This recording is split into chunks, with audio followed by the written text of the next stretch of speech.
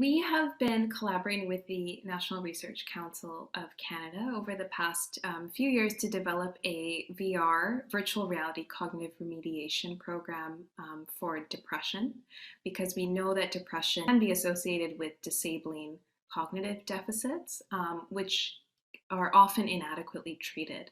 This specific research project associated with the Health After 2020 program came through a lot of the work we've been doing in terms of getting user feedback about what would help improve the VR program. And what we heard a lot was, we like the program, we think it's interesting, but we don't see ourselves traveling to a clinic to use it. We really want to be able to use it at home. So that spurred this topic, which we're looking at how can we develop and implement protocols to allow people to use the Be Well program at home. And the hope is that the protocols we develop can be scaled up to improve home-based administration of VR therapeutics sort of across the board.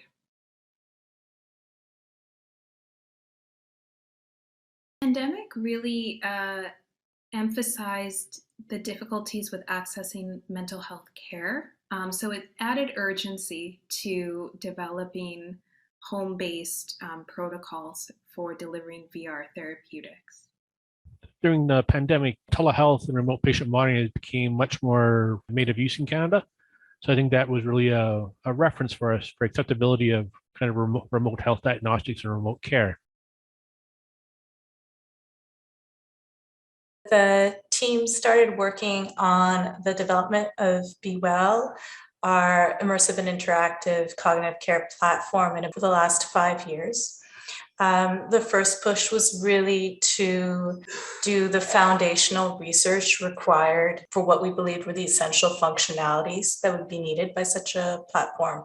And once we had a proof of concept in place, our next step was really to investigate its use outside of the lab and within clinical settings. And this is where, after about 3 years of development, we reached out to clinicians across Canada to see if there was an interest to collaborate with us to take what we developed as the core functionalities, adapt, refine, further iterate with us for its use in clinical settings with particular clinical populations. And so that's where we've established the Cognitive Care Network, where we currently have 5 sites across Canada and 1 in Japan, with which one of which we've been working with UBC to customize Be Well for its use in major depressive disorders.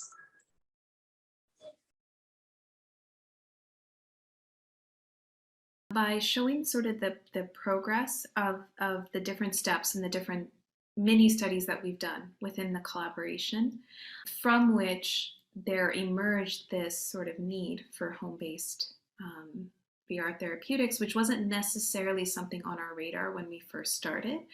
It just emphasized the importance of taking that user-centered approach in designing these therapeutics. Because again, without that user feedback that our postdoctoral fellow Elena Hernandez got is not necessarily something we would have pursued as rigorously or as enthusiastically as we are now. The patient has the opportunity to do the exercises in their home environment, where they're, or even at work, where they can feel and see the impacts of functioning or certain symptoms or deficits, and to be able to do that treatment or intervention live as they experience it, rather than in a clinical setting where it's not necessarily natural and you're not necessarily doing the tasks where you're eliciting, I guess, difficulties in performing a task. So just having that opportunity or access to the intervention when you need it is quite nice from that perspective.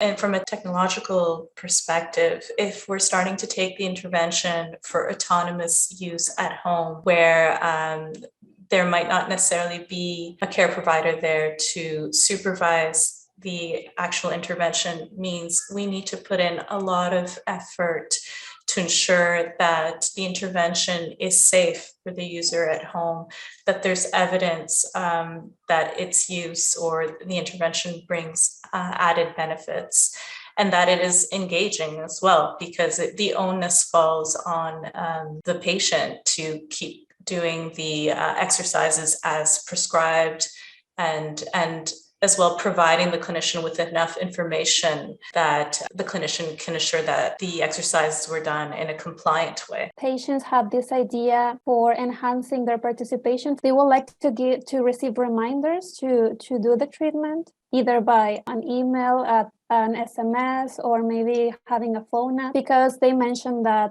yeah, they would like to do the treatment remotely, but they do not necessarily want to be sort of left alone. So they want to still feeling that there's someone there with them, guiding them, having reminders that could enhance the treatment at home as well.